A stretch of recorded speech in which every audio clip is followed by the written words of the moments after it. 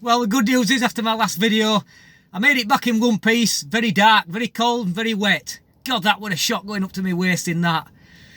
Anyway, on to the comedy show that is the Labour Party now. So let's have some fun, eh? Okay, so I had to almost wet myself laughing the other day when it turns out that the Labour Party are going to hold some kind of a massive internal inquiry into apparently what went wrong in the election. And to top it all off, we've got Ed Miliband in a position of influence in this so-called inquiry, which is a laugh unto itself, really, isn't it? I mean, this is the man that led the party to electoral obliteration in 2015, so hardly best place for the job if you ask me, but there you go. He's in a prominent position in this, and what Labour are going to do is they're going to talk to all their existing MPs, those that they've got left, and the candidates that were knocking on doors for the 2019 election. Sorry, I have to squint my eyes, the sun's a bit bright here. And so that's what they decided they're going to have to do that. They're going to have to find out what went wrong. Well, I'll tell you what, seeing as it's Christmas and it's the season of goodwill and all that, I'll be a generous soul and I'll help them out a little bit here, eh? So how about we start with this? In your constituencies where you have strongholds, Labour have held those seats for decades, even up to a century almost in some of the places, you suddenly found yourself losing them. These areas tended to be overwhelmingly pro-Brexit.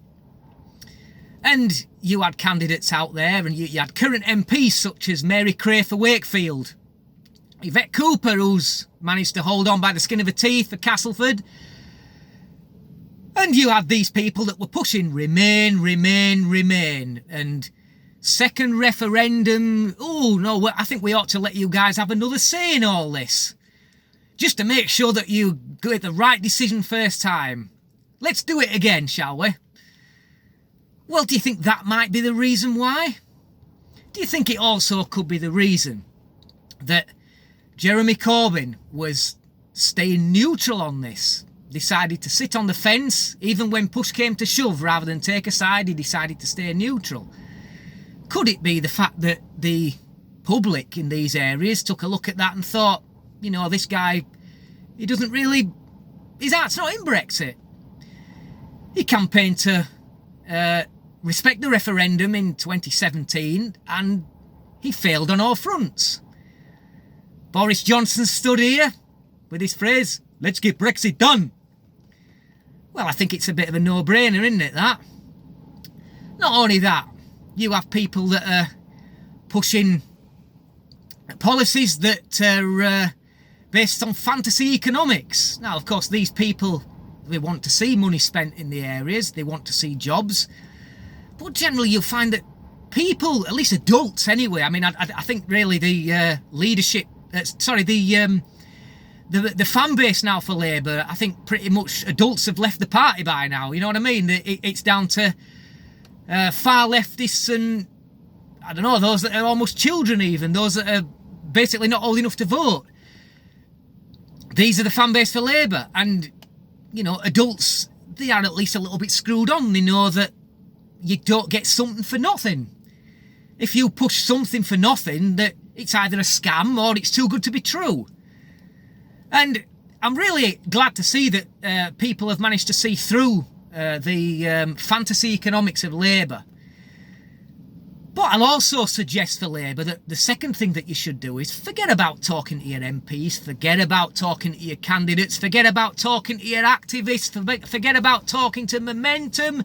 Just get out there on the doorstep and speak to the electorate. They're usually a very good judge of character, the electorate.